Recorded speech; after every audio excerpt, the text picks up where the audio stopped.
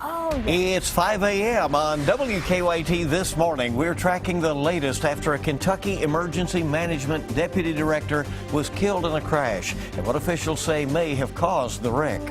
3 people facing charges this morning after a police chase through Laurel County. And a fundraiser continuing this morning for a Laurel County restaurant loved by a lot of people destroyed in a fire.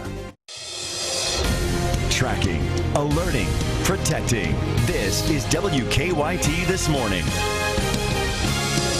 It's Friday. Good morning and welcome. It's good to have you with us on WKYT as we get rolling toward the weekend. I'm Bill Bryant. And I'm Rebecca Smith. 2 pieces of good news. It's Friday 1. Yep. And the second, milder temperatures moving into the bluegrass. Yay. Both of those good things. We're tracking sunny skies later today. Highs in the mid-50s tomorrow. What about that? Here's First Alert meteorologist Micah Harris. Yeah, it just looks really, really good. I mean, this morning's extremely cold, but as we get toward the weekend, it does look much, much improved. So let's check out your forecast. Live sky camera, there's your shot. 75 looks just fine. Winchester Road doing all right.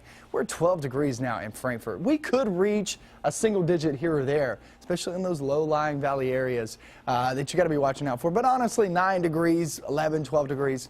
It feels all the same. We're at 14 now in Lexington.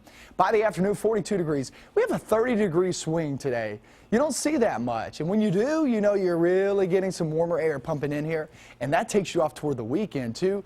The temps are moving on up. And we'll go over your latest forecast, and I'll show you how high we go for the weekend coming up. All right, Micah, thank you. We are tracking school delays and closings out of eastern Kentucky this morning. And Lawrence County schools are closed today. Floyd County schools are on a 1-hour delay this morning. As always, you can stay up to date on weather information and school closings at WKYT.com.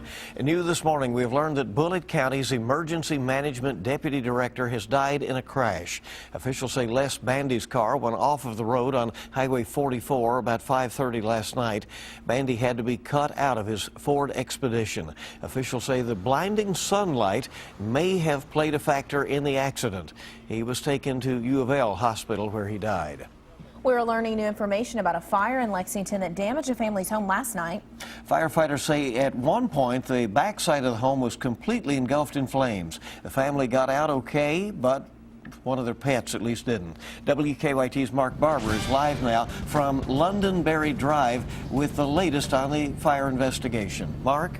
Good morning, Bill and Rebecca. I've learned from investigators this morning that the fire that started inside this home on Londonderry Drive started in the fireplace and then spread to a nearby chair.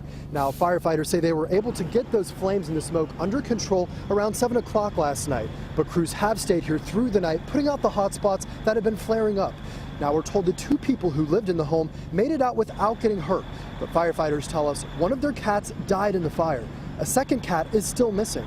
Crews say the fireplace was in the back of the home, which was heavily damaged by the flames. Neighbors tell us a man who lived here used the fireplace to stay warm. Now, one of the biggest challenges firefighters say they faced after they took care of the smoke and the flames was the cold. Crews say that a lot of the water that ended up on the road out here last night froze over because of the freezing cold temperatures. As you can see, there are some still very slick, icy patches out here this morning. Now, fire crews are still out here at the moment. They are keeping an eye on the road as well as the house. Live in Lexington, Mark Barber, WKYT. Mark, thank you. This morning, 3 people are behind bars after a police chase through Laurel County. State police arrested a driver, 23-year-old Tiffany Hodling, along with her 2 passengers, 21-year-old Felicia McQueen and 22-year-old Daniel Ball. Police pulled over a car Wednesday night for having an expired registration. But as the trooper approached the car, police say Hodling sped away. They say she led them on an 8-mile high-speed chase on US 25 and even hit 2 police cars before finally being stopped. I mean, she clearly put her life at risk last night, the troopers' lives at risk, and her passengers, and everyone else that could have been on the roadway at that particular time. No injuries were reported. Hodling is facing many charges this morning, including DUI and wanton endangerment. Police charged the 2 passengers with public intoxication.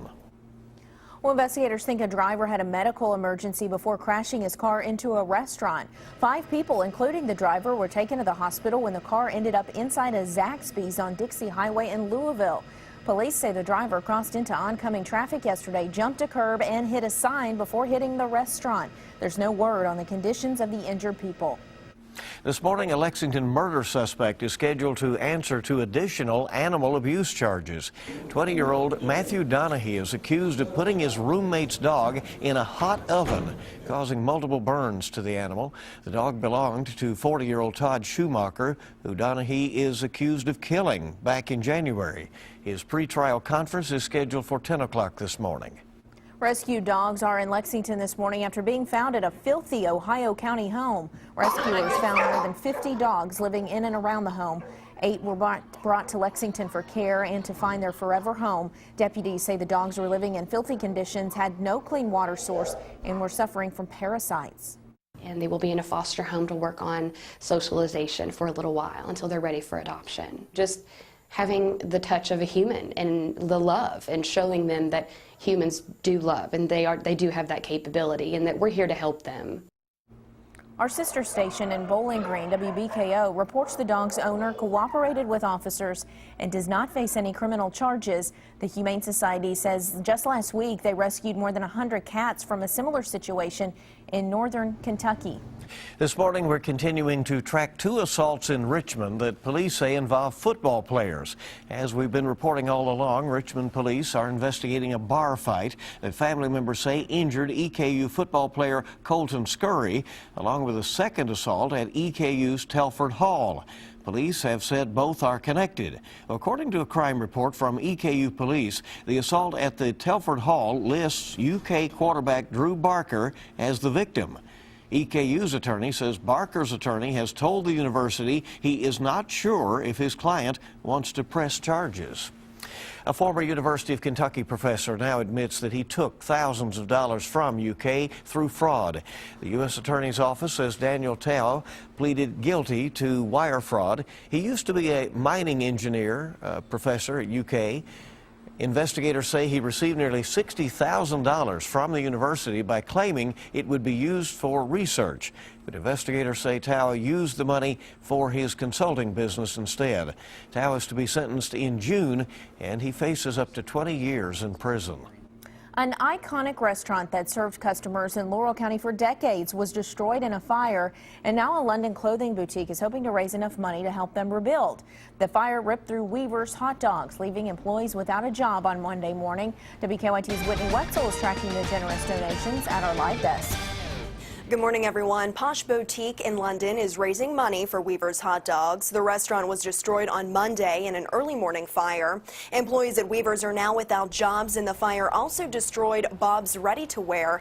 Rebuilding the restaurant is a long way off, but in the meantime, the clothing store hopes to raise money for the people who used to work at both of those stores. It's not just a little money they're trying to replace, though. It's also a little bit of history. The walls inside Weaver's were covered with pictures showing scenes of London's past. So Posh is also collecting picture frames to replace the ones burned in that fire. A local printing company, Minuteman Press, has agreed to fill those frames with pictures once that store is ready to reopen. Today, 20% of sales at Posh will go to Weaver's. You can also drop off those frames at their store.